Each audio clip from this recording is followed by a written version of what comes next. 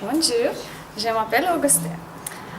Aš esu moksleivė, tai galiu palyginti, kaip vyksta, tarkim, užsienio kalbos mokymai mokykloje ir ką aš sužinojau šitam seminare.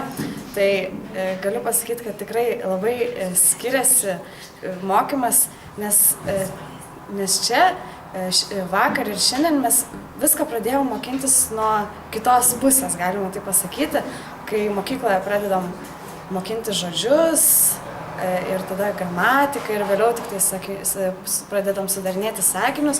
Tai šitam seminare mes pradėjome nuo gramatikos, nuo sakinių sudarimo ir tada tik tai pradėjom mokinti žodžius ir dėlioti viską į vietas.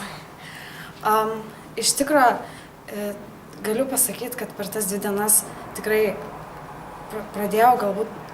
pradėjau suprasti prancūzų, nors prieš tai niekada nesimokiau ir niekada nekalbėjau ir žinau tik kelis paprastus žodžius.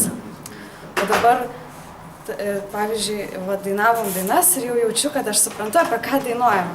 Tai šitas dalykas man labai patiko ir noriu labai padėkoti lektoriams, ponui Karaliui ir Marijai.